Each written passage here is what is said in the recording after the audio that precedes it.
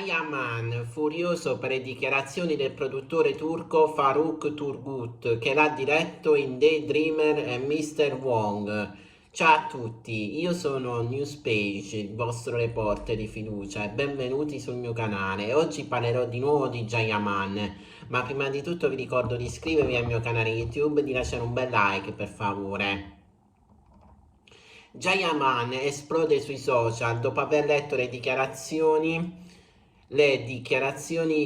piuttosto acide del produttore turco Faruk Turgut, che ha commentato la sua carriera ricordando i prodotti televisivi girati insieme, ovvero Daydreamer e Mr. Wong. L'attore turco è una furia e finalmente si sfoga raccontando tutti i retroscena delle discussioni avute in patria che l'hanno portato a voler cambiare aria trasferendosi a Roma.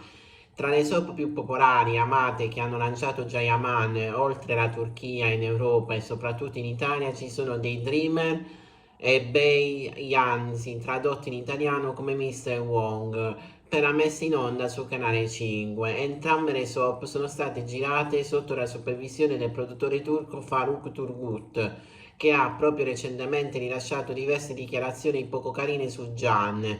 Sappiamo che è successo qualcosa in passato in Turchia. Yaman ha accettato di trasferirsi a Roma per girare Sandokan, ormai anni fa, ma anche per sfuggire a un clima che lo stava soffocando artisticamente. Ora, a distanza di tempo e dopo aver sbloccato contro un noto settimanale che ha messo in giro un falso gossip sulla sua vita sentimentale, Gian si trova costretto a tornare nuovamente sui social.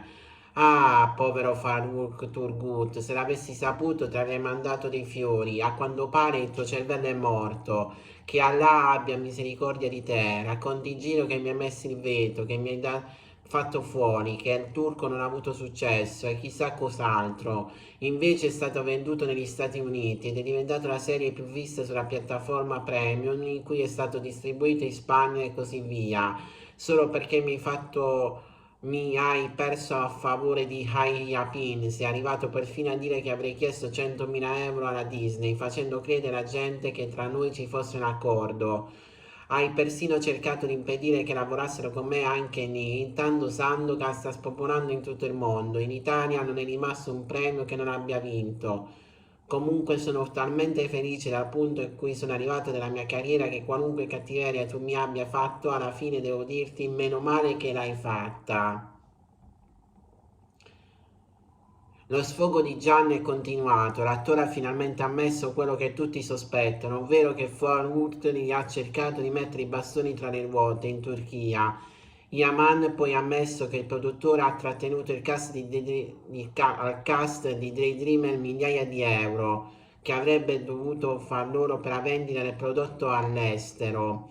Le parole di Gian hanno continuato a piovere sui social, dato che Farouk ha replicato a sua volta. Dopo aver detto la sua dichiarazione del produttore turco Faruk Turgut, che ha deciso di parlare di Yaman e della sua carriera, forse spinto dal fatto che l'attore turco ovunque ora sta dicendo qualsiasi tipo di premio per Sandokan, anche quello consegnato da Mara Venier, l'interprete della Tigre della Maresa ha continuato il suo sfogo. Personalmente non avrei mai lavorato con te perché hai una mentalità molto limitata e ci sono tante cose che non riesci a comprendere. Non sono stato io a non lavorare con te, sei stato tu a rinunciare a lavorare con me. Era una tua scelta, quindi va bene così. Adesso occupati delle tue decisioni e della tua carriera e smettila di parlare della mia. Per anni sono rimasto in silenzio e tu hai scambiato quel silenzio per un segno di approvazione.